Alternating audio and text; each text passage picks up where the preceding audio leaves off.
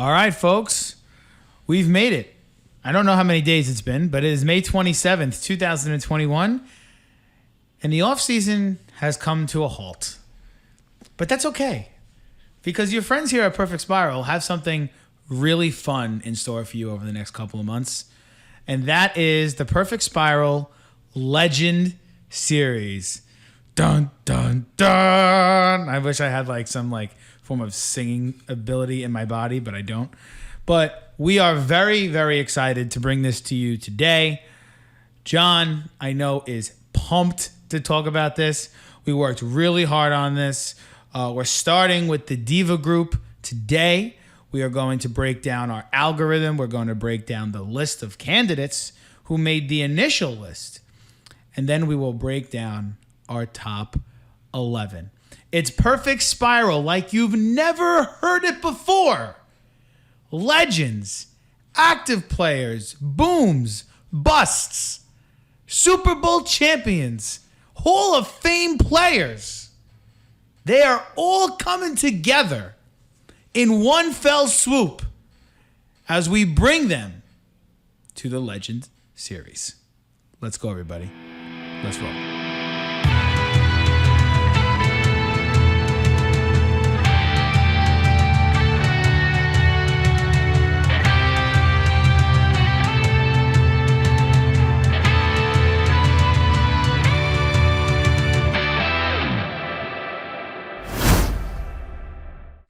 Johnny, jacked up? I'm jacked up. Hey, jacked up? Yeah, I'm jacked up. I'm ready to go. I am very excited. And if you're wondering what you just heard, that was some new Perfect Spiral intro music by our producer, Spencer Blinn. Shout out to Spencer. Great job, Spencer. Really. John said one word, epic. And that's what we got. So we got some new music for you. We have a new quote-unquote series for you. And John, you're the one who brought this to my attention. This is kind of like your baby. What are you expecting today? What do you want to accomplish out of this Legend series? I think what it accomplishes is that we create our own pantheon of greats, right? We watch football, we like football. We talk about football. We love football. And there's just so many great players, and it's cool for us to have the opportunity to break down all these different players from all different eras, put them together on one list, and give the people our definitive top 11 that we have. Yeah. And we created, and Joe, you created a fantastic algorithm that you're going to explain to everybody. Yeah. To break this down. So it really is a labor of love for sure. We didn't just take players and be like, oh, we like him here and here. No, we have a point system that breaks down everything and takes every single accomplishment that these players have into account. So you want to explain that? Yeah. I mean, let's get into it. I don't want to waste any more time. We have a lot of things to go through. So here's what we're going to do first. We're going to break down our point system for you. And this is something that I came up with, and we're calling it our raw score algorithm, and it goes a little something like this, okay? So for every player that's going to make this list, and every player that's going to be considered for this list, is going to get quote-unquote points for the following categories, okay? How many years they played in the league? 10 plus years, 15 plus years, how many Pro Bowls they've made, how many All-Pro seasons that they've had, how many winning seasons that they've been a part of on a team, how many playoff wins that they've been a part of, how many Super Bowl appearances, how many Super Bowl wins. So winning's important in this, okay? Mm-hmm. And when we explain the list, you'll understand why winning's important in all this. And lastly, obviously, if they're a member of the Hall of Fame, this is also a part of that list. And people may say initially, well, what about the guys that are active that obviously can't be in the Hall of Fame? Well, you might say that they're at a disadvantage. I disagree. Now, I will give you a little tidbit. There is not an active wide receiver on our list. Not one. However, I genuinely don't believe any of the active wide receivers today are part of the 11 greatest receivers of all time. So kudos to that. I think our system works in that respect. Mm-hmm. For the wide receivers specifically, so we had to come up with a threshold. right? Mm-hmm. And we had to do it where it wasn't because obviously the league has become a passing league. Yep. Or away from the 50s to now, right? So we had to come up with a number specifically on what was fair to both older players and what was fair to the newer generational players. Because there are some receivers who played in the 50s and 60s and 70s who just don't have the numbers because that wasn't what the game was. But their accomplishments still should hold for something. And they were part of great teams. And a couple of those guys are on our list, as they should be. So here are the numbers. 600 career receptions was the threshold to get points for that. Mm-hmm. And obviously, every 100 receptions, we would go up. 9,000 career receiving yards. 60 career touchdowns. Okay? And then, quote-unquote, accolades. 100 catch seasons. 10 touchdown seasons, 15 touchdown seasons, 20 touchdown seasons. A couple of guys eclipsed that number on our list. And then 1,000 yard receiving years, 1,500 yard receiving years, and 2,000 yard receiving years. Okay? Nobody, and I don't believe anybody got a 2,000 yard. No, there was close, though. I think Calvin was the closest, right? 1964. I think something like that. Yeah. John, based off of that kind of go-get, what do you think? Do you think that there was something that we missed the mark on? One thing that maybe is more important than the other? How would you gauge our point system before we even start this discussion? Is there something that you think that because we're going to reveal our list in a couple minutes? Mm-hmm. Is there something that you think stood out more than something else after seeing the list initially? No, because I think the list and the algorithm that we came up with here was really good, right? Because it brings to light, so it's very easy for people to talk about certain players being the greatest of all time. Like me, I love Julio Jones. I think Julio Jones is one of the best receivers I've ever seen. But when you actually break down the numbers and you go through the system, it's kind of like, well, yes, he passes the eye test as a player. But when you take everything into account, he doesn't really notch up with everybody else. It's a great way to see where players from other eras fall into place with players from our era, you know? Oh, absolutely. And like that's like a forgotten thing, right? And people also like to not talk about that. Like with basketball, it's tough, right? You want to compare Wilt Chamberlain to LeBron James, but it's like, well, you know what? They're great players. Right. Like, how do you compare greats. Stephen Curry to a guy like Oscar Robertson when there was no three-point line? Exactly. But you still have to take it into account because these are legends of the game. Absolutely. So our point system allows us to have a nice balance and really show who we feel is the top 11 players at their position. Right. So let's go through the list of all the guys that were considered. All right. There were 39 members of this list who John and I came up with. And the way that we did it is me and John each came up with our own list. Obviously, many of the names were the same. There were some that were different, some that were left out, some that were not. We consolidated those lists and we came up with this raw score that we're going to give you right now. And we're going to we're going to just go through the guys that didn't make the list, right? Really quickly. Yeah. Right? So guys that did not make the list. And when we say list, we mean our top 11. Right, exactly. So guys that were considered but did not make the list. I'm not going to go through every single name, but a couple. Chad Johnson. DeAndre Hopkins. Raymond Berry, who is an older receiver for the Baltimore Colts. Julio Jones. And Julio Jones' raw score for everybody, especially people like John who love him, was a 55. Andre Johnson, Calvin Johnson, Steve Smith,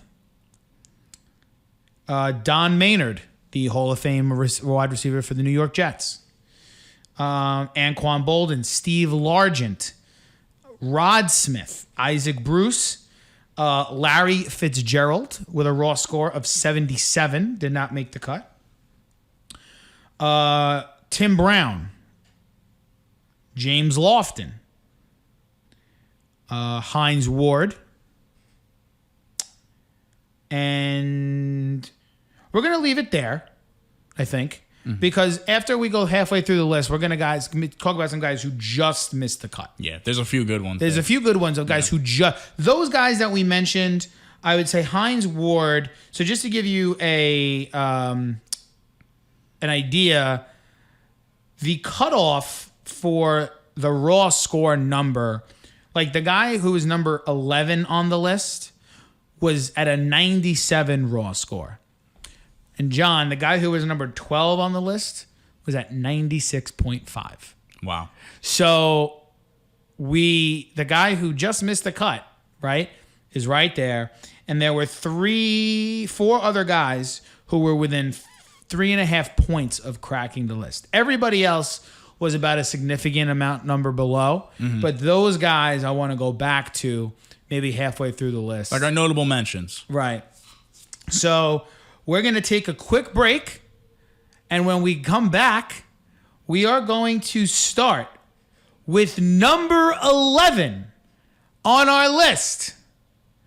A member of John's Minnesota Vikings.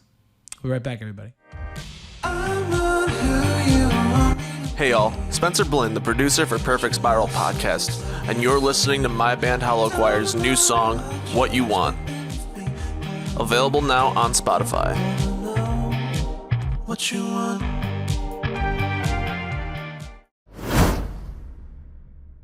All right, guys, we're back here. We are counting down the 11 greatest wide receivers according to John McCarthy and Joe Miglio, the PSP raw score algorithm. As many people might know, it's very similar to something that MLB Network does in their top 100 and their top 11 with the shredder. It's their own point system. So, John, I'm going to hand over the mantle to you. Okay. Kind of teased it, but I think everyone knows what's coming here. Tell me who number 11 on the Legends all-time wide receiver list is. Chris Carter comes in at number 11 with a raw score of 97. 97 for Chris Carter. Chris Carter, man, the run that he had a couple of years. I mean, let's just So go through underrated. his accolades. Very underrated. Let's go through his accolades really quick. Sure. He's a Hall of Famer. Absolutely. Minnesota Vikings great. 8-time Pro Bowler. 2-time All-Pro. And 1999 Walter Payton Man of the Year. That's not really, that doesn't count in our algorithm, Right. but it's nice to say that he's a Walter Payton Man of the Year. He had 1,101 receptions, 13,899 yards, and 130 touchdowns in 234 games. The run he had a stretch of time, 1, 2, 3, 4, 5, 6, 7, 8 seasons straight with over 1,000 yards receiving, 5 straight seasons with over 10 touchdowns. Quite the stretch. And this was back when the league wasn't as much of a passing league. Right. I mean, he started, in the late 80s, right? He made his debut. Well, he didn't start. He was on Philly, but he was just kind of like mediocre until he got to Minnesota. Right.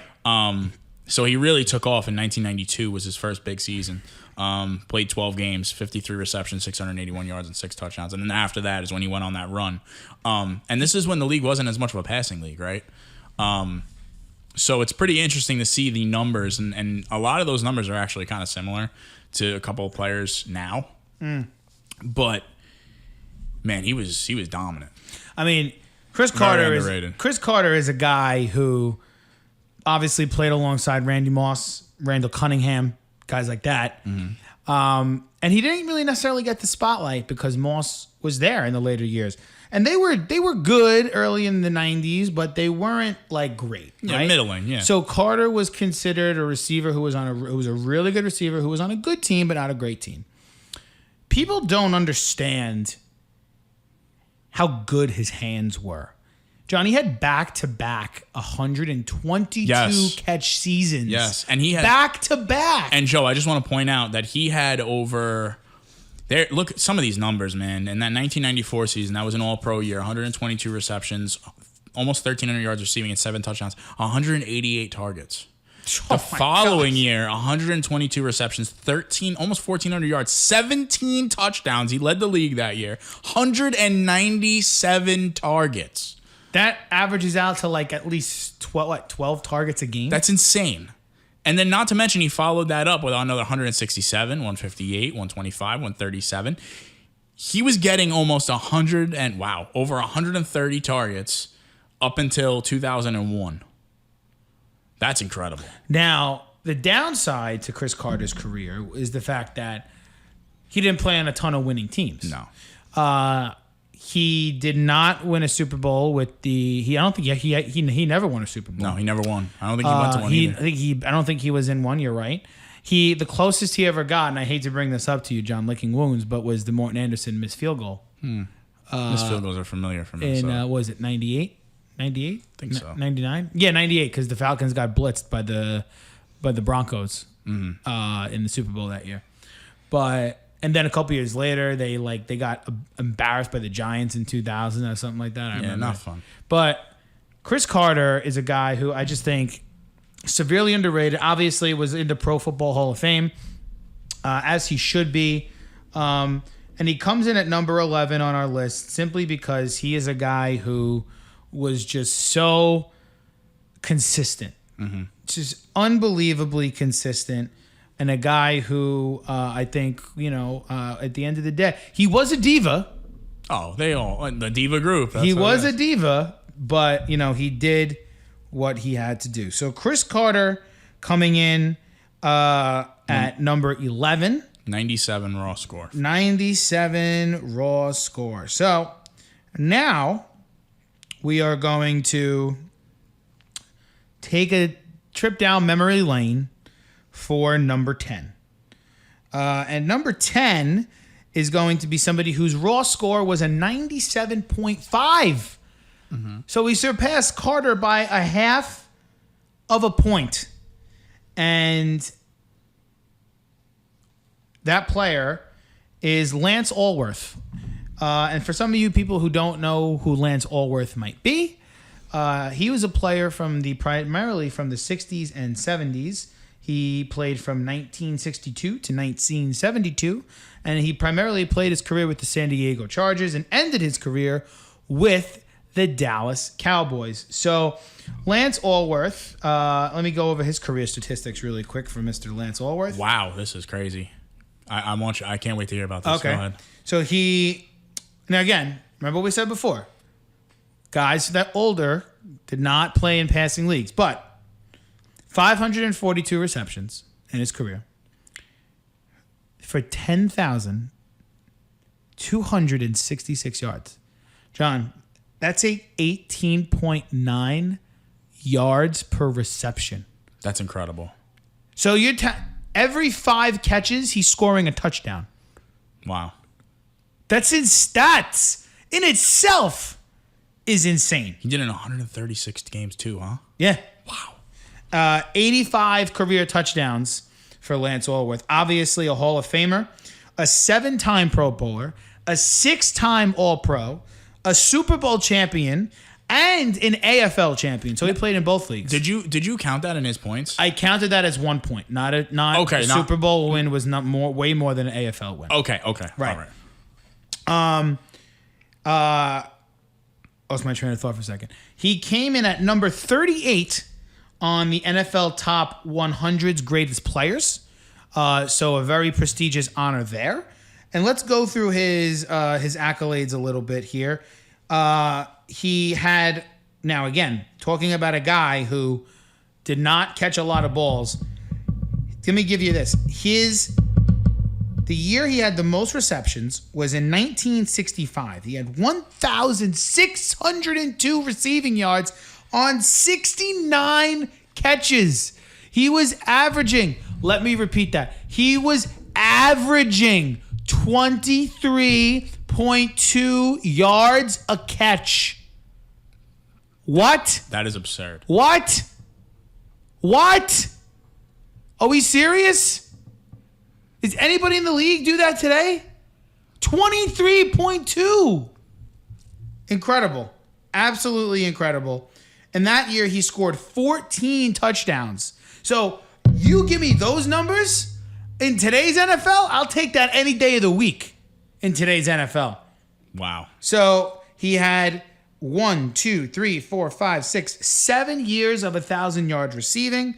He had 5 seasons of 10 touchdowns or more.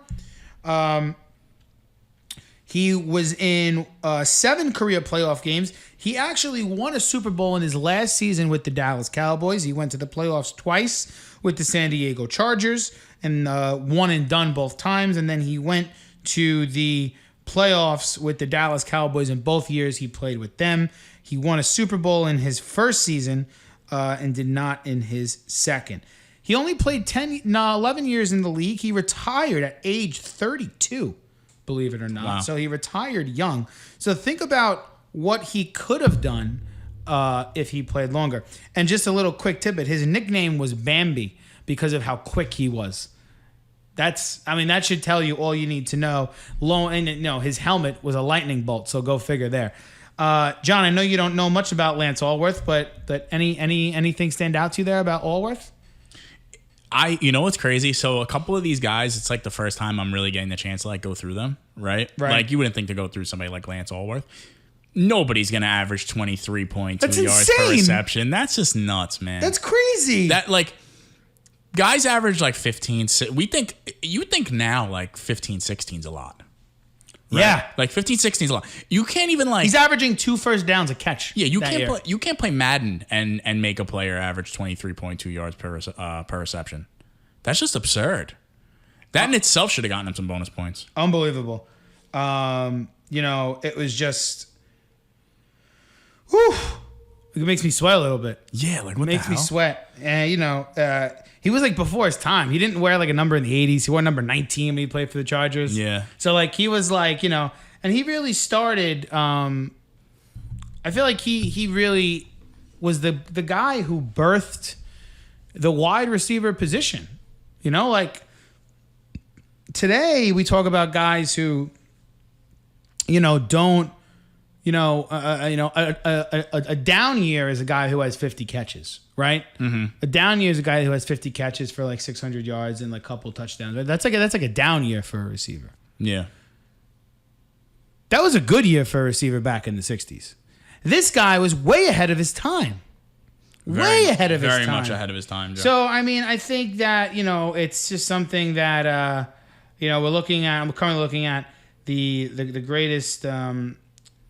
greatest moments in Charger history, and they're littered with the couple of early ones are littered with Lance Allworth games. But Lance Allworth coming in at number 10. You know what's funny? Real quick before we move on from Lance Allworth, I just want to talk about something. So when you look at his playoff numbers, talk to me. You guys actually go in and look at his playoff numbers. He didn't make a big impact in the playoffs. Yeah, listen, it's kind of crazy for somebody. They kind of like it looks like they bottled him up. 4 receptions, 82 yards, 20 yards per reception. But that was in one game. Across 3 games, he had 5 receptions for 78 yards and a touchdown. But still, 15.6 on that Super Bowl year with the Dallas Cowboys. So he still made an impact, but it's just definitely interesting. I just think that for a guy like him, it's something that should be treasured. He's there's really nothing to say. He's easily one of the greatest players of all time. He made our list, and we're very happy that he made our list because he deserves to be recognized in every form of the word. So who came in at number 9, Joe? Number 9. We're moving on, and we're gonna stick with the older generation here before we get into more of the notables. And we are going to go with a man who has a college football award named after him for the best wide receiver of the year. And that is Mr. Fred Bolitnikov, who comes in at number 9 on our list. And Mr. Fred Bolitnikov came in with a raw score of 98. So you could see just early on that numbers 9, 10, and 11 were separated by a half a point each. Very close. Very, very close. Very close. Fred Bolitnikov played from the years of, let me get this. 1965 to 1978. 1965 to 1978, all for the Oakland Raiders before they moved to Las Vegas.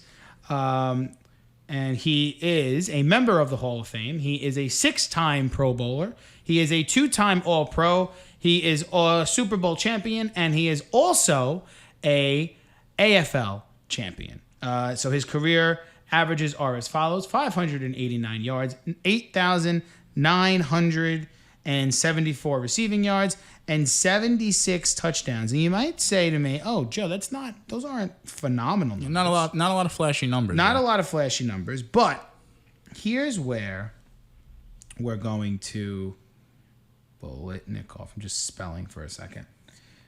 Here's what we're going to... If my memory serves me right, he never played on a losing team. Ever.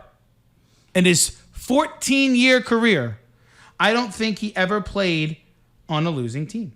He has 19 career playoff games, more than a season's worth of playoff games, okay?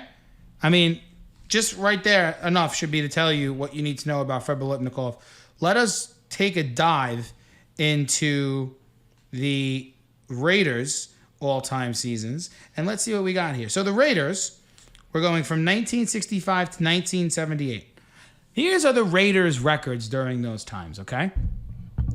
8-5-1, 8-5-1, 13-1, 12-2, 12-1-1, 8-4-2, 8-4-2, 10-3-1, 9-4-1, 12-2, 11-3, 13-1, 11-3, and 9-7.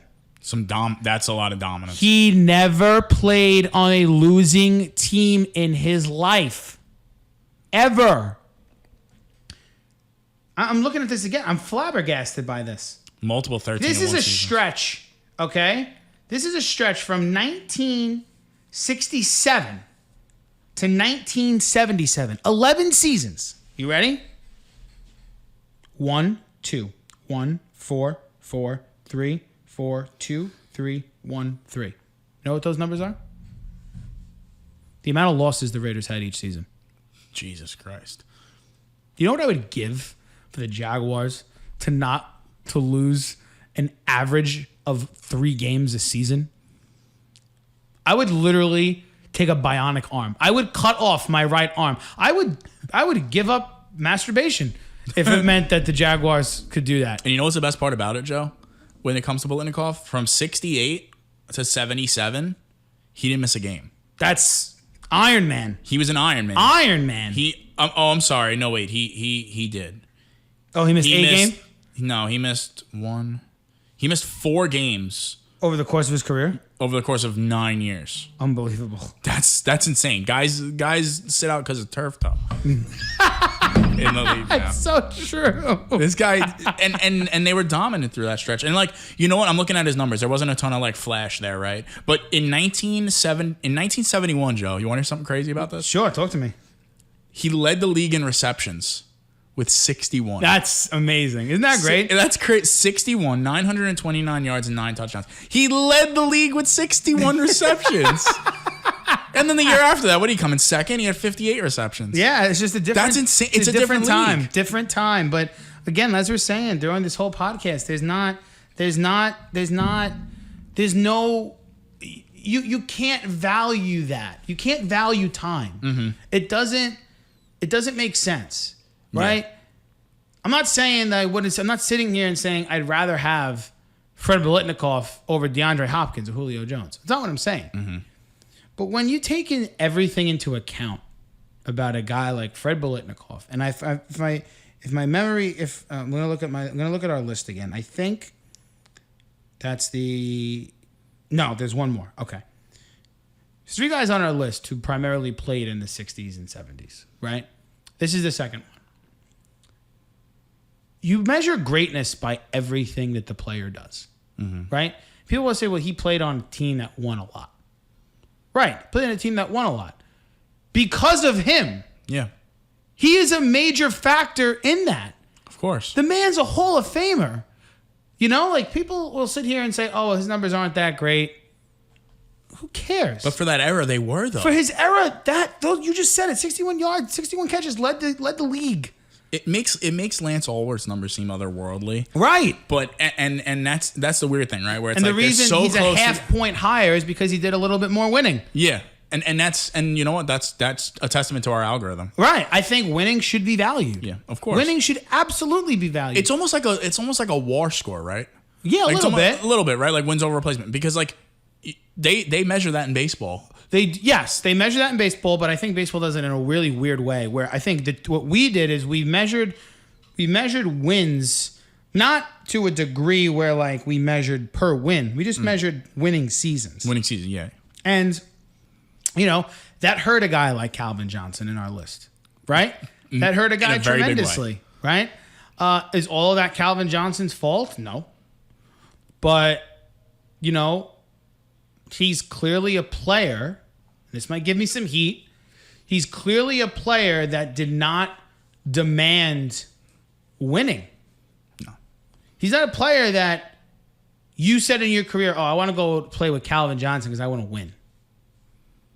That never happened. No. He put up very big numbers on, we're getting ahead of ourselves. Calvin, but again, it's a testament to the list of how we measured this and how important it is to be consistent and be a part of a winning franchise. Yeah, absolutely, yeah. I mean, listen, so just to go over really quickly before we move on, number 11 was Chris Carter, number 10 was Lance Allworth, and number 9 was Fred Bolitnikov. And John, I'm going to pass it back over to you to announce our number 8 wide receiver on the Legends list. So number 8 on our Legends series list, raw score, is Reggie Wayne. Reggie Wayne. Coming in at a number 98. So he is tied with Fred Bolitnikov. Yes.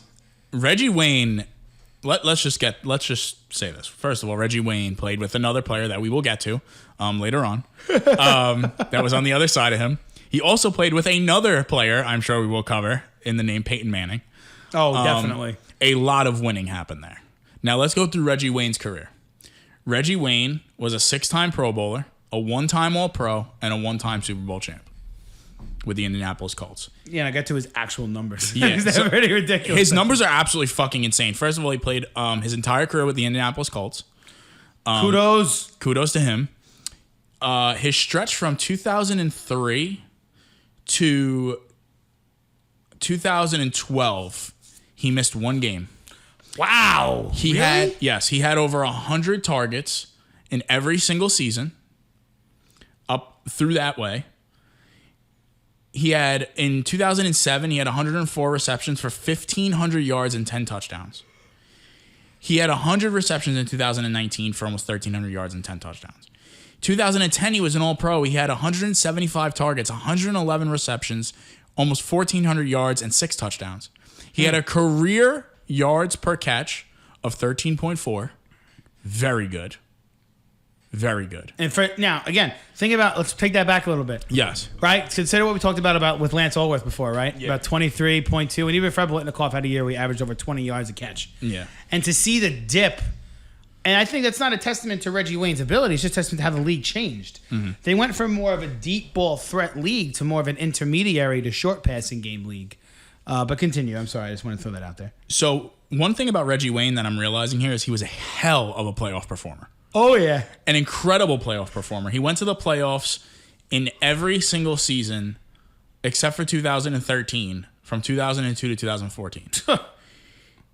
These are his playoff numbers. 93 receptions, almost 1,300 yards, 9 touchdowns, and a 13.5 yards per catch average. So he had a season's worth of statistics in the playoffs. Yes. He was absolutely incredible. There was a year here where he had almost 30 targets in the playoffs alone across 4 games. Reggie Wayne was just very, very, very consistent. And when you go back and you think about those Indianapolis Colts teams in the AFC, right? They were always that other team. If you look at the Colts run in those early 2000s, there's like a 5-year stretch where it's first game losses, L, and then just flip the switch one year and then just got it all done. Didn't they average something like 12 wins? Yeah. For that very long period of time. But what I'm saying is they were always like the redheaded stepchild of the AFC to the New England Patriots. Right. And Pittsburgh. And that team was no slouch, man, with Tony Dungy as the coach and Peyton Manning, another player, I'm not going to spoil his name, is also on these teams, who was absolutely incredible. Right. But Reggie Wayne was just he was the ultimate Robin at that point in time. And a lot of teams didn't have two great receivers like that. There's only a couple that I can think of. It's funny you bring that up, right? Because who had those? The St. Louis Rams. With The Torrey early Holt and 2000s. Isaac Torrey Bruce. Holt and Isaac Bruce comes to mind immediately. And one thing really quick, Joe, just before you continue.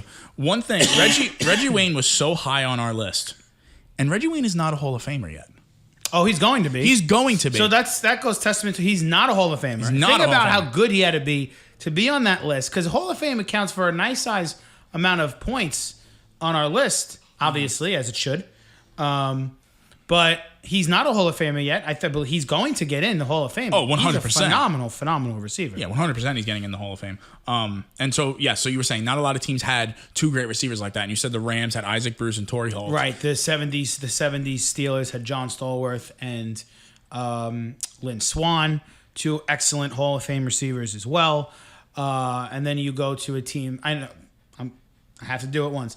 Even the team like the Jaguars in the late 90s had Keenan McCardell and Jimmy Smith.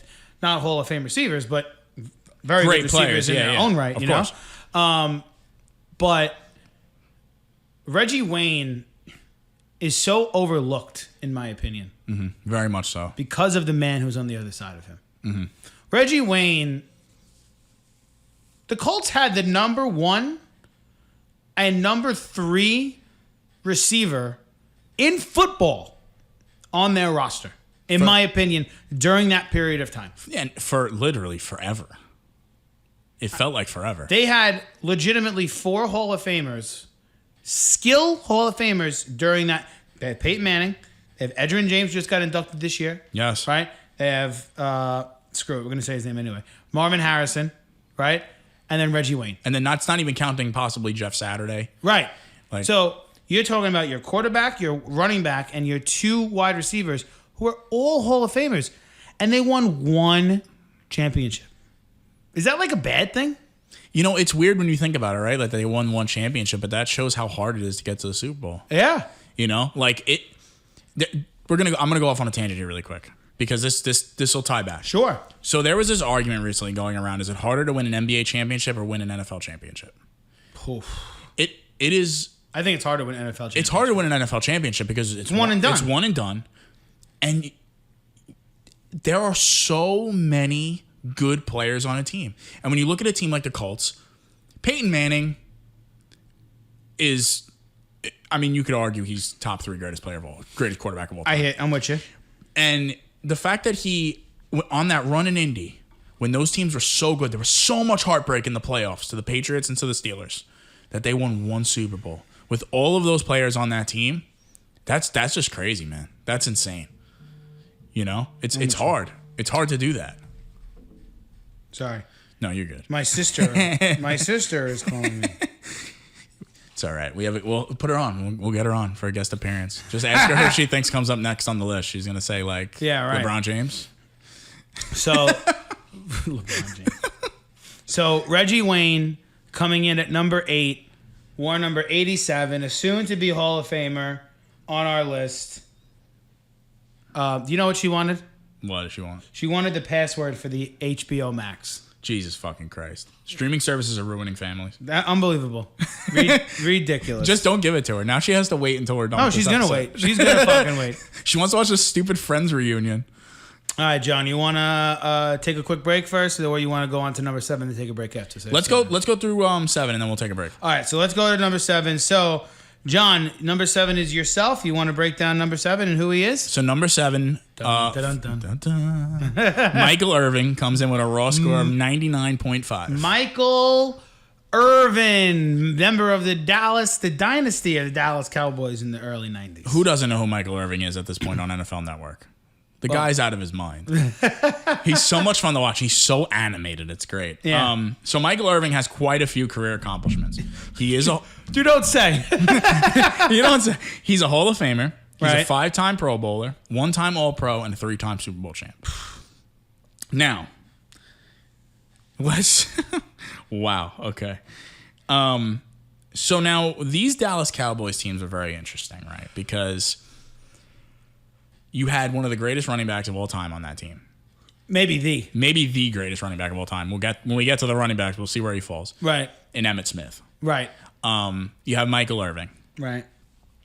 And wasn't there another receiver there? Another receiver? Or was it just there wasn't another receiver? No, there wasn't. There was other receivers, but none as like prominent. As none as like prominent. It was like he was the number one player. Yeah.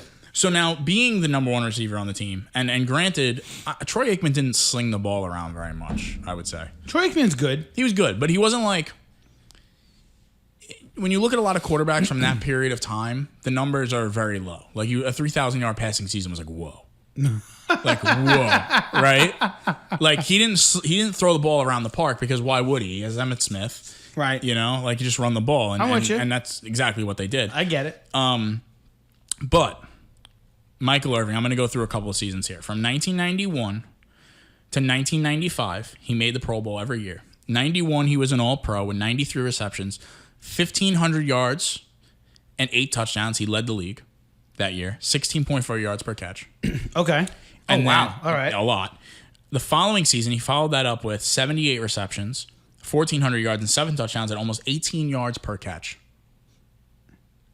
Pretty fucking good.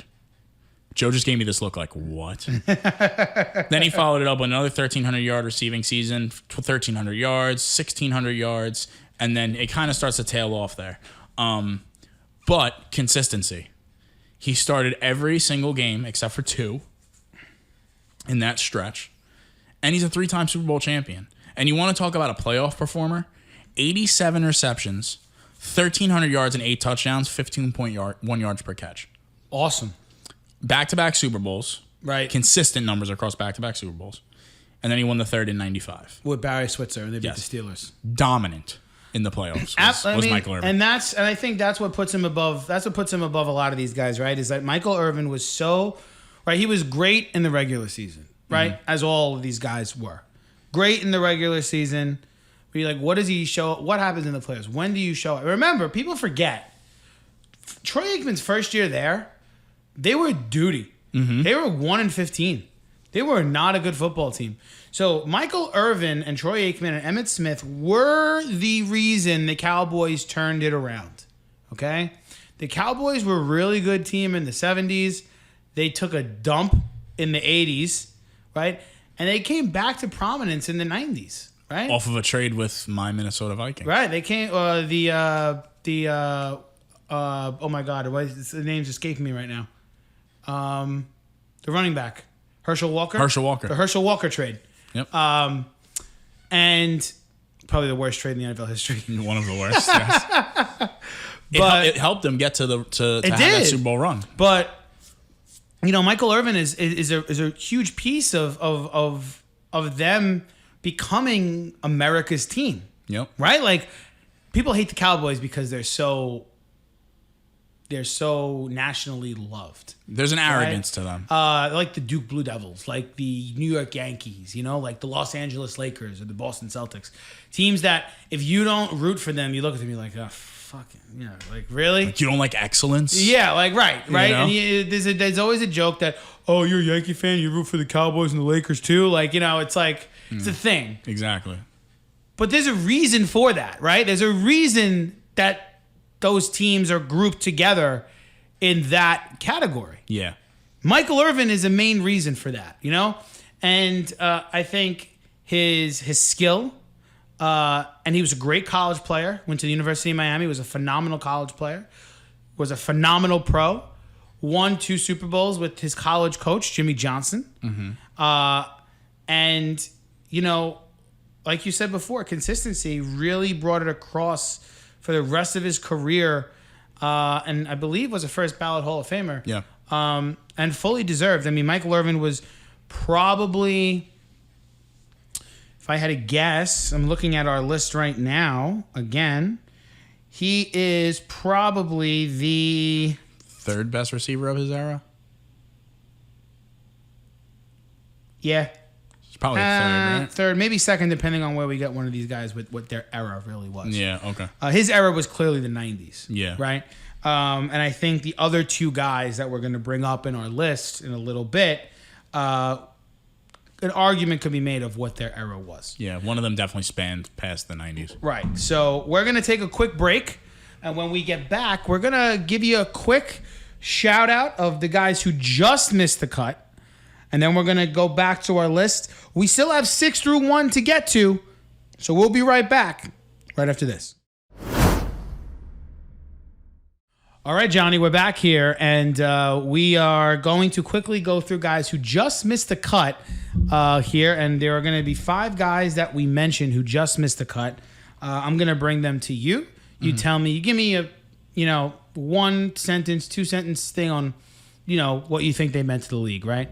I'll take a couple off your hands, a couple off mine, right? First guy, and then this is Johnny's boy, Antonio Brown, with a raw score of 93.5, 3.5 points off of the list. John, I know you really wanted AB to be on this list. What you think about Antonio Brown? So when we were going through this and we decided, I brought up Antonio Brown, you kind of looked at me like, really, we're going to talk about really Antonio Brown? But I was surprised. You were very surprised. I was. Right? So I'm just, real quick, I need to talk about Antonio Brown just for a second, Joe. I have to talk about him. Okay. Antonio Brown was like we say dominant, incredibly dominant, right? 7 Pro Bowls, 4-time All-Pro, 1-time Super Bowl champion. Joe, the numbers from 2003 to 2018 are absolutely... 2003? No, 2013 to 2018 are absolutely fucking ridiculous. 110 receptions, 129 receptions, 136 receptions, 106 receptions, 101 receptions, 104 receptions. He's the only player all time, I think, to do that in 6 straight seasons. 1,500 yards, 1,700 yards, 1,800 yards, 1,300 yards, 1,600 yards, and 1,300 yards. 13 touchdowns, 12 touchdowns, 10 touchdowns, 9 touchdowns, 15 touchdowns. Joe, we get it. Joe, Antonio Brown was absolutely fucking just missed the cut. Dominant. He just missed the cut. And I'm telling you right now, if we ever were to revisit this list, I think he makes it in. Because honestly, if you're looking at his numbers, Joe, I'm going to just say it. He's a Hall of Famer. As much as people... We'll get to that conversation at a different point in time. Yeah, he is. And you know what? That'll put him in the top 11 eventually. Right, eventually. Drew Pearson coming in after that with a raw score of 95. Drew Pearson was a member of those 70s Cowboys teams. Drew Pearson had good numbers, not great numbers, but a lot of his raw score was separated by winning, and winning a lot with the Dallas Cowboys. And then we have Lynn Swann, a part of that 70s Steeler dynasty with a raw score of 96. 4-time Super Bowl champion. 4-time Super Bowl champion, my goodness. But his numbers were not, his career statistics were not as high. He also didn't play a very long time. And then rounding out, and this guy just missed the cut by a half of a point, Andre Reid. 96.5, the wide receiver for the Buffalo Bills in the late 80s and the early 90s. My man went to 4 straight Super Bowls and lost them all and still managed to put up numbers. That's so sad. Numbers. I just want to... If they win 2 of those Super Bowls, he is number 4 on this list. Wow. Number 4. Unbelievable. It's crazy how much that changes. So that's 2 guys who just missed the cut. And with that, let's get back to it. So if you're keeping score at home, numbers 11 through 7 so far is Chris Carter, Lance Allworth, Fred Baletnikov, Reggie Wayne, Michael Irvin. And now number 6, we just mentioned his teammate. This is the other guy on those Steelers dynasty teams, and it is Mr. John Stalworth. John Stalworth played during the era of the Steeler dominance in what I think is the most dominant run I've ever seen. I never saw it physically, but I've ever looked up or read during a 10-year stretch. They were, talk about unstoppable. They won the Super Bowl half the decade. It's insanity. His career numbers are as follows. Now, here's something we need to put into perspective, right? So he's a Hall of Famer, obviously. He's a 3-time Pro Bowler, a 1-time All-Pro, a 4-time Super Bowl champion, all right? Now, his numbers aren't going to jump off the board at you, right? It's going to be 537 receptions, 8,273 yards, and 63 touchdowns. Okay? However, my man played for 14 years, okay? However, he only played a full season 5 times. Only played a full year 5 times. So, my dude was riddled by injury, okay? Talk about the Ken Griffey Jr. of this list. My man was riddled by injury. There were years where he played 4 games, 9 games, 3 games, 8 games. There were years where he started 2, 3, 3, 9, 4, 9 because he was hurt a lot. And he still managed to get 63 career touchdowns. He still managed to get over 8,700 career receiving yards. He still managed to get over 500 career receptions. And just to, put a little pipe there, he was in 18 career playoff games. Now, you mentioned Michael Irvin's career. And you mentioned who else? Somebody else's career playoff numbers. Reggie Wayne. Reggie Wayne. Okay? John Stalworth, during his career, okay? 57 career receptions, which is not bad, right? Especially in that era. You said Reggie Wayne had 1,300 receiving yards? John Stalworth had 1,054. Wow. On 40 less catches. 40. And my dude had more touchdowns, 12. Dominant. 12. And they won, as we said, they won 4 Super Bowls during that time. Just an absolute freak of nature. Talk about sticky hands for gloves. And again, I'm going to go back to it because I can. Okay? Steelers. Here we go. You ready for this run? Go ahead, hit me. Okay. 11-3, 10-4, 10-3-1, 12-2, 10-4, 9-5, 14-2, 12-4 during the 70s. Dominant. Right? They went to the playoffs for 1, 2, 3, 4, 8 straight seasons. Right? They lost in the conference championship in 72, lost in divisional in 73, and then won back-to-back Super Bowl titles twice. They won back-to-back Super Bowl titles in 74 and 75, and then back-to-back Super Bowl titles in 78 and 79. He was undefeated in the Super Bowl. Undefeated. 4-0. Like the Jordan 6 with the cigar. 4-0 for John Stalworth. That's pretty damn good. I mean, if you take these guys, these older players that we mentioned, Stalworth, Allworth, oddly rhymed, and Bolitnikov, right? And you put them in today's NFL, I think they thrive. I really think they thrive. Oh. I think they're tough. They were gritty. I mean, this is a guy who, if he stays healthy during his whole career, we're talking about a guy that probably has over 800 career catches, probably has over 12,000 career receiving yards, and probably has another 15 to 20 touchdowns. These guys will put wide And receivers. he was 6th on our list. Yeah, these guys will put the players in this league to shame. Well, they're tougher than they are. Yeah, they're tougher and easily, and they have a lot more. I think more of a competitive drive. You know what I mean? It's just the guy was not huge. He was 6'2", 191, so he wasn't a humongous receiver, But he got the job done, and I think it's a nice testament that a couple of older players made our list, deservedly so. Absolutely deservedly so. There's still one more on here. Do you think there? Is there? Oh, I mean, kind of, in a way, yeah. Kind of. Now, guys, we're the top 5. Now we're getting into the top 5. Now we're getting to the top 5. Now, I will tell you this. Numbers... Did you say John Stalworth's raw score? 109.5. 109.5. So from number 7 to number 11, the raw score was separated by about 2 points. Stalworth jumped up 10.5. Yeah. So now we're getting into... Numbers 5, 4, 3, and 2 are separated by 10 points. No, less than that. 8 points. 8 points. And we're going to get to number 1 in a second because that is insane. Otherworldly. When you sent that to me, I was like, oh, fuck.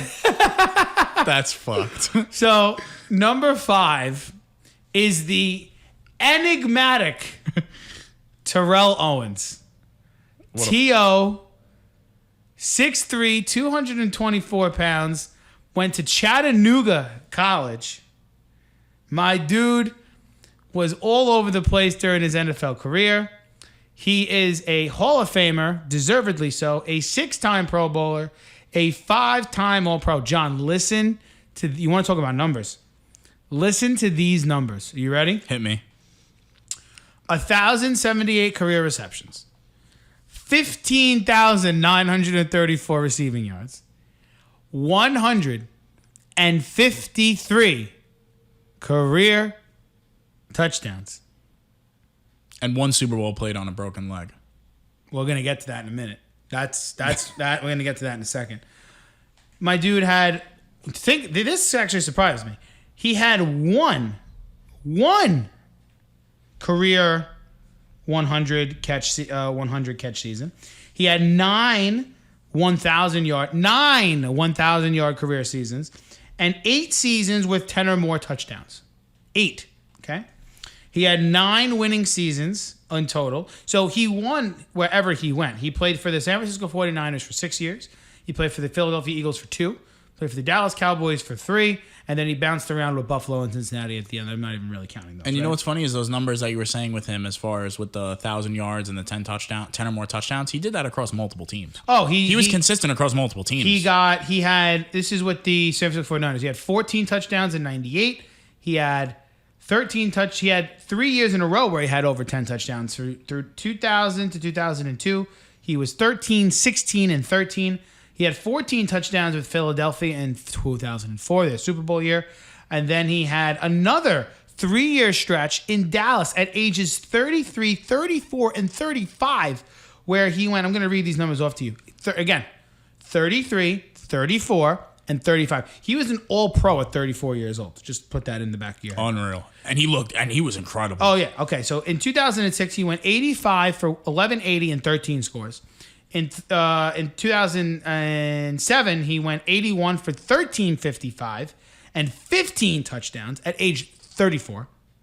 And then at age 35 in 2008, he went 69 for 1,052 and 10. So that was like his dip. Yeah, that's where he kind of started. That's where he started to dip a little bit. But he, like you said, across 3 different teams, he consistently put up numbers, right? And now let's talk about the elephant in the room, right? Before we get to Super Bowl, let's talk about his attitude, right? And his the way he was kind of a player who pushed people away. He ushered this era in. I think he was the ringleader of this era. He's the chairman. Yes. But it's funny because he was allowed to be because of how great he was. Mm-hmm. Obviously he's my quarterback. But in his career, he played in 12 playoff games. 54 career catches, 751 career receiving yards for an average of 14 yards a catch, and 5 touchdowns. Now, let's get to the Super Bowl in 2004. If you remember correctly, he had what? He broke his leg. I think it was actually broken. My dude comes back in the Super Bowl. Okay, talk about grit. He comes back in the Super Bowl, and he goes 14 targets for 9 catches and 122 receiving yards. Didn't score a touchdown, but he had a catch percentage of 64.3 in that Super Bowl, right? And he had an average of 8.7 yards per target, whatever that means. But on a broken leg. That was probably outside of... No, actually, I'll say that was the grittiest Super Bowl performance I've ever seen by a non-quarterback. Mm-hmm. The Rob Gronkowski one's out there for the one against the Rams a couple of years back. Yeah, that was another one. But Tyrell Owens, to me, if I had to describe him in one word, would be just a character. He's the ultimate character. He's the ultimate competitor. He left it all on the field every time. Nobody ever said... Listen, it was all about T.O. when he was on the field. It still was up until last year. It was with all that whole Hall of Fame debacle. Right. It was all about T.O. But nobody ever doubted how bad he wanted to win. Don't forget how good those San Francisco teams were in the 90s. Oh, yeah. They were good. They never got to the Super Bowl, but they were damn good. Yep. Right. Remember that catch he had? Remember that game against the New York Giants when they came all the way back? Mm-hmm. And who was it? They missed the field goal, the Giants, or it got blocked. And he had the touchdown from Jeff Garcia with a couple seconds remaining. And he got hit by 2 Giant defenders. And he stood up and went into the end zone. That's the play I remember, T.O. That's the T.O. I remember. That's the guy that I remember. He knew he was going to get hit. He stayed up. And then he talked shit after he got into the end zone. When he grabbed the popcorn in Dallas and he started eating he's the just popcorn. ultimate guy. You know, Incredible footwork. I don't know if Incredible footwork. An excellent point. Poetry. Point. Excellent point. Didn't even think about that. Phenomenal point. I don't know if I'd ever pick him to be on a team if I was looking to win tomorrow, but an absolute phenomenal receiver. T.O. Tyrell Owens coming in at number 5. John, turning it over to you for number 4. So number 4 on our list is... All right, so we alluded to this man. A little bit here. Marvin Harrison. Marvin Harrison, let me just pull the numbers up. So Marvin. Another player that was part of that dominant Colts run. Right. He is a Hall of Famer. Mm-hmm. He is an 8-time All-Pro. No, he's an 8-time Pro Bowler, 3-time All-Pro, 1-time Super Bowl champion. He had, up until Michael Thomas broke his record, he had the most receptions in a season with 143. Jesus Christ. He had a stretch here. I'm going to go from 1999 to 2002, so 4 years. 184 targets, 169 targets, 164 targets, and 205 targets. 205 targets in that season. That was his All-Pro year when he had the record. 1,700 yards, 1,400 yards, 1,500 yards, and almost 1,800 yards in that 143 catch season. And another guy, I mean, talk about finding the end zone. This guy was not allergic to the end zone. He had 10-plus touchdowns for 8 straight years. He had 10-plus touchdowns. That's sick. And over 1,000 yards receiving. He was always available. Peyton Manning's number 1 target. Peyton Manning and him will be forever linked. And what's great about Marvin Harrison is he's one of those guys that his name still lives on in the league because he's a guy that you could compare players to that are coming in, right? So like when we did our draft coverage and we spoke about Devontae Smith, there was a lot of comparisons to Marvin Harrison, right? Skinnier build. Of course, yeah. Skinnier build. But incredible footwork, incredible hands. Like you throw him the ball, he's catching it. There was no doubt about it. There was no doubt about it. The guys that are left on our list are pretty much like that. And then if you go to his playoff performance, he had 65 receptions, 883 yards, and 2 touchdowns. He didn't find the end zone a lot in the playoffs, but still, there was those 2 years, including the Super Bowl year, where he was pretty fucking dominant. But Marvin Harrison, I believe he was a first ballot Hall of Famer too, right? If I'm Absolutely. Not mistaken? Yeah, 100%. He was fantastic. And I mean, listen, we spoke. I'm not going to go too far into it with them and the Colts because we spoke about them with Reggie Wayne, but the same thing still stands. I mean, come on. He was incredible. I mean, come on. I mean, he was incredible. So Marvin Harrison coming in at number 4. We are down to our final 3. His raw score was 116.5, by the way. 116.5 raw score for Marvin Harrison. John, can you give me the raw score for the next player, please? So number 3. Don't tell me the name. Just give me the raw score. The raw score is 117.5. So 1 point higher than Marvin Harrison. And a half point below the player who's number 2 on our list. Number 3 on our list, quite possibly maybe the most underrated receiver of all time. And he is a player that a lot of people forget about because he played in an era that was dominated by the San Francisco 49ers and the Buffalo Bills. And later in his years, the Dallas Cowboys. That receiver is Art Monk. Art Monk. Let's give Art Monk some love. Yeah. Give it up for Art Monk. Art Monk Let's some go, love. Art Monk. Art Monk, number 3 on our list, played for the Washington Redskins from 1980 to 1993. Then he finished his career playing with 2 years with the New York Jets and the Philadelphia Eagles. Art Monk is a Hall of Famer. He is a 3-time Pro Bowler, a 1-time All-Pro. He is part of the All 1990s team. 1980s team, I'm sorry. And he is a 3-time Super Bowl champion with the Washington Redskins. 3-time Super Bowl champion. He had 940 career receptions. He had 12,721 receiving yards, 68 career touchdowns. He had 5 1,000-yard seasons. He had a 100 catch yard season. My dude has 16 playoff wins. 10 winning seasons in Washington. In his career, he had 69 catches in the playoffs for 1,062 yards, 7 touchdowns.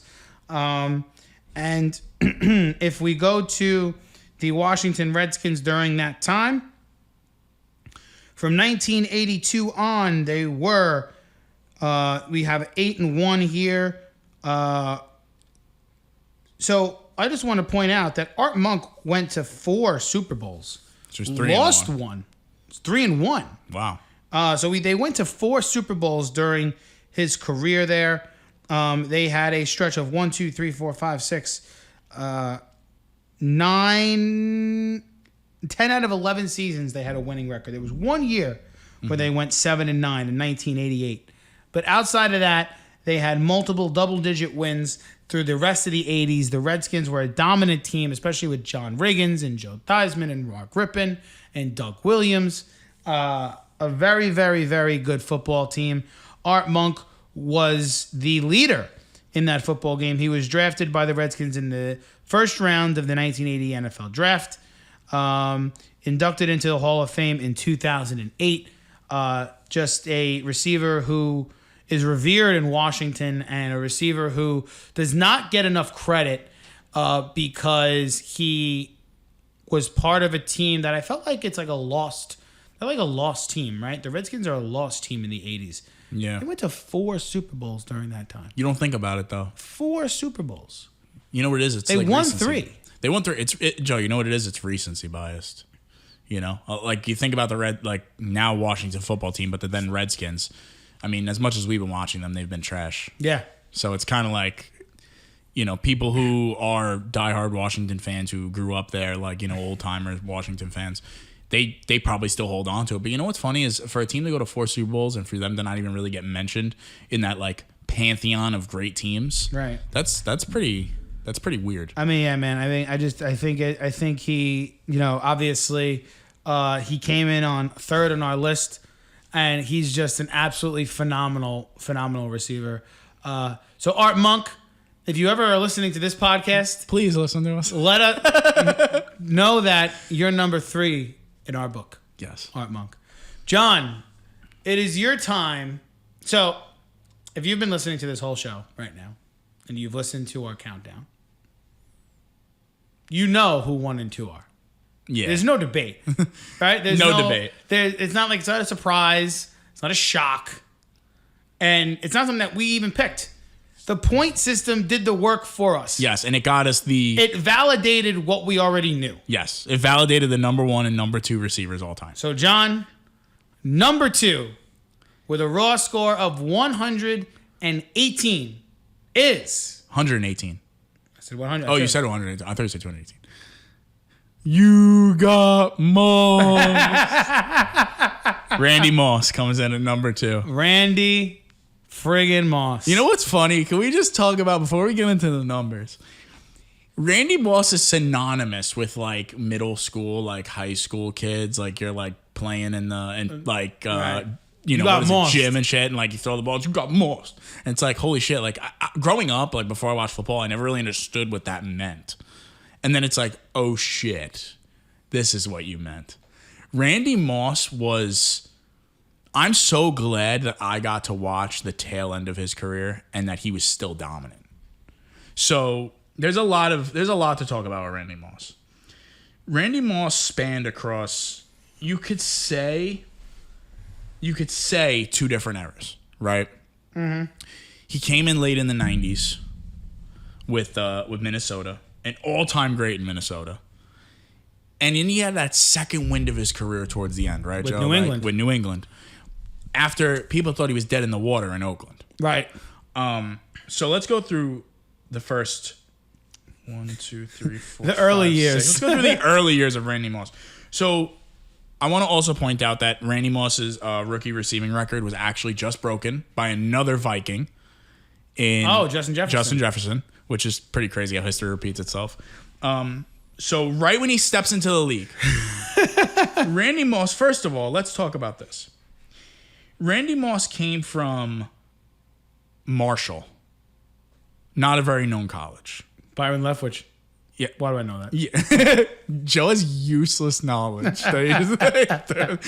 Not a very known college, right? The accolades are as follows. Oh, God.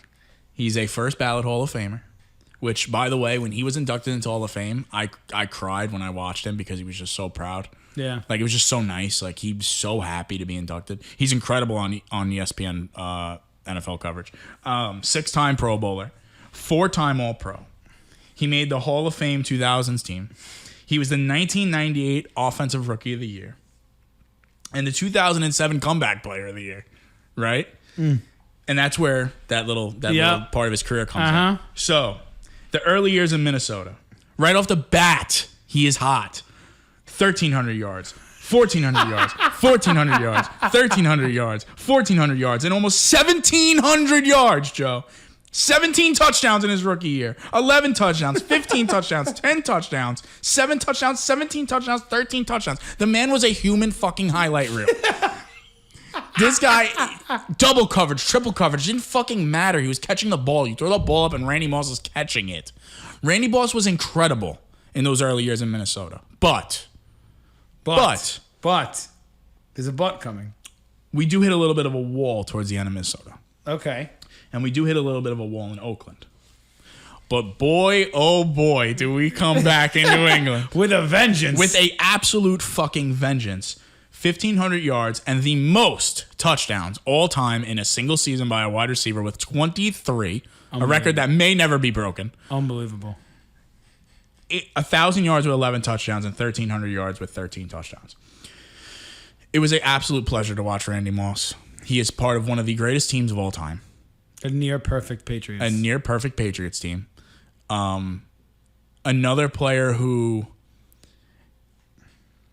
there wasn't like a ton of winning with him, right? Yeah, but more winning with him than there was with T.O. Yeah, more winning with him than there was in T.O. Fantastic playoff performer. But the elephant in the room, obviously, is the 18-1 New England team. And that year, man, holy shit. I never forget the catch. There's 2 moments that I remember about Randy Moss, especially during the 3, right? So you got the touchdown on Monday Night Football against the Packers where he fake moons the crowd, which was great. Yeah. The infamous Joe Buck call. That is the most disgusting thing I've ever seen on television. He should be, whatever he said. Then there was the game on Thanksgiving against the Cowboys where he had 3 catches in the first half, and every catch went for a touchdown. Yeah. Every catch. Insane. It was like 3 catches for like 160 yards and 3 touchdowns. That's like one of the most infamous performances in history. It was ridiculous. And then the extended one-handed catch with the Patriots against the Jets. Yeah. Against Tyrell Owens, where it looked like he was just playing with like a school child on the corner. And like, wait, but let's not but Tyrell Owens was no fucking slouch. No, then. That was not Revis at all. Island. Revis Island, and Randy Moss made him look like his bitch. It was like that was incredible. Randy Moss, folks. Randy Moss. You got fucking mossed. Randy Moss. Now, Oh boy. guys, we've had fun today. I had a good time on this list. What we're about to do here is something that when John and I went through this list, I couldn't believe what I was reading. Jerry Rice, who is obviously the number 1 receiver on our list. I don't know how to say this. My man's raw score was 227. That's over 100 and... It's 109 points higher than the second place Randy Moss. 109. Oh, gosh. Do you really want to get into this? I mean, let's. I have it up right now. Go ahead. Let's go. Obviously, the Hall of Fame. A 13-time Pro Bowler. A 10-time All-Pro. 3-time Super Bowl champion. 2-time AP Offensive Player of the Year. Over 1,500 career catches. 22,895 career receiving yards. 197 career receiving touchdowns. He had 10 rushing touchdowns, so 207 career total touchdowns. Actually, no, 210 career total touchdowns because he threw for 3 touchdowns in his career as well. 4 100 catch seasons, 14 1,000-yard receiving seasons. 14. 9 seasons with 10 or more touchdowns. And yes, he had 1 year where he had 22 receiving touchdowns. Led the league in receiving yards 6 times. 14 winning seasons in San Francisco. 15 playoff wins for Jerry Rice. I don't think I've ever seen anybody play the way Jerry Rice played. Talk about a guy who has glue for hands, the ultimate winner, okay? I believe he won Super Bowl with 2 different quarterbacks, both Hall of Famers. Steve Young and Young and Joe Montana. And Joe Montana. Joe Montana. And, I mean, you just look at his playoff. Let's look at his playoff career numbers. It's disgusting. It's so good. So, my dude had... It's not even right. Oh, God. My man. Can we just talk about the 1988 season in 3 games? He had 21 receptions, 409 yards, and 6 touchdowns, 19 and a half yards per catch. Can we talk about that for a second? That's just absurd. So, in his career for the playoffs, oh, my God. He also won Super Bowl with the Oakland Raiders in 2002. This year they got blitzed by the Buccaneers. Yeah. But that, whatever.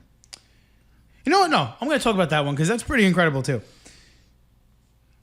He had 151 receptions in the playoffs, 2,245 receiving yards in the playoffs, over 2,000. So he had 150 catches 1 year for 2,245 yards. So let's put that into perspective for 1 second.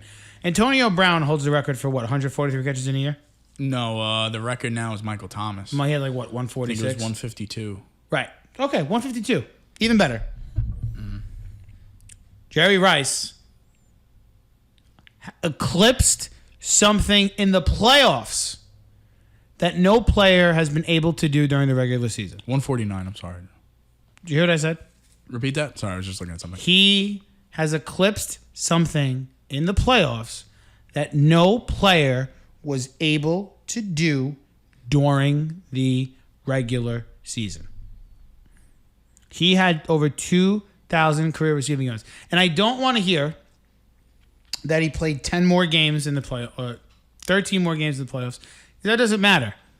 What matters is his catches and his receiving yards. He had 151 catches over those 29 games for 2,200 receiving yards. Never been done in the regular season. This guy did it in the playoffs for his career. The playoffs, he did it.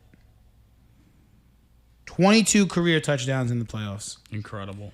And I just want to point something out. In 2002, he went to the Oakland Raiders. The Oakland Raiders went to the Super Bowl that year. Okay? They lost to the Tampa Bay Buccaneers, 48-21. Again, useless information that I know. Don't know why I know that. At the age of 40,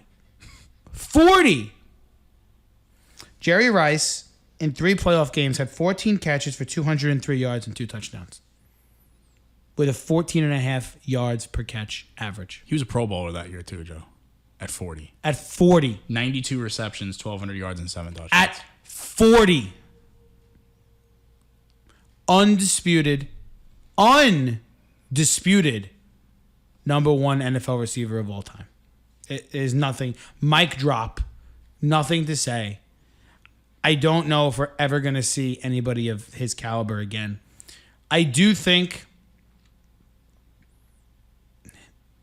these records may be broken because the way the league is going today. Yeah. I think these records can definitely be broken. But it can never be understated what Jerry Rice meant to the NFL, what Jerry Rice meant to the wide receiver position, what Jerry Rice meant to the future of the wide receiver position. Incredibly impactful. Won everywhere he went. Well, he only went to 3 places, but won everywhere he played and everywhere he went. And he did it with class. Yeah. Just otherworldly receiver. There's really nothing else to say. That's a mic drop right there. That's a mic drop. So, folks, there you have it. And let's go through the list one more time. Number 11, Chris Carter. Number 10, Lance Allworth. Number 9, Fred Baletnikov. Number 8, Reggie Wayne. Number 7, Michael Irvin. Number 6, John Stalworth. Number 5, number 5 is Tyrell Owens. Tyrell Owens, I just drew a blank. Number 4 is Marvin Harrison. Number 3, Art Monk. Number 2, Randy Moss. And number 1, Jerry Rice. John, Legend Series wide receivers have been completed. How do you feel? I love the list. I really do. I think we nailed it. Fair list. I think we did. I mean, fair. There's no Mike Evans on there, but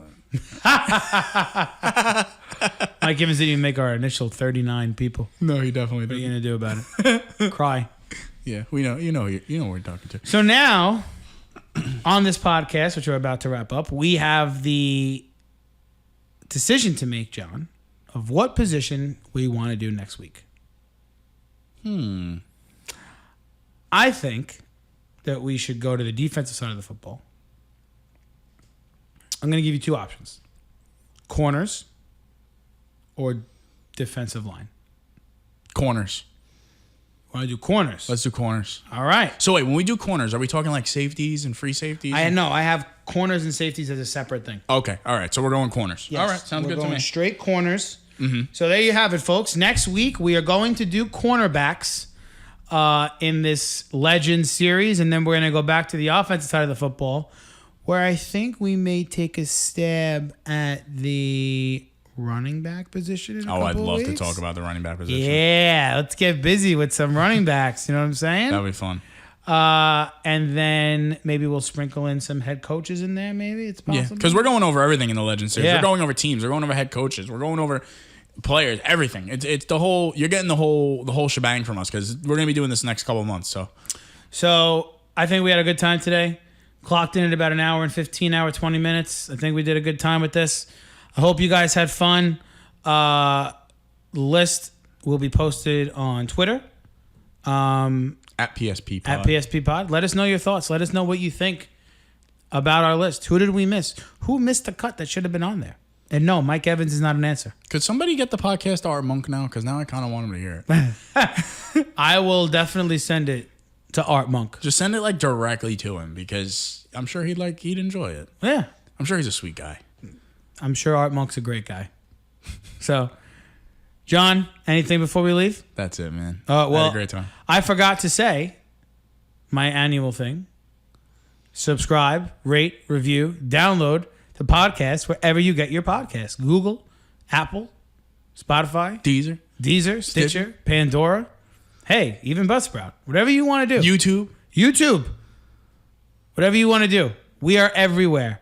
Everywhere you look, PSP's there. All right, folks. It's been a lovely Thursday night. For John McCarthy, my co-host, my name is Joe Miglio. And we'll see you all next week, where we get to go to maybe Revis Island. Oh. I don't know. Come back and find out. Have a good night, everybody.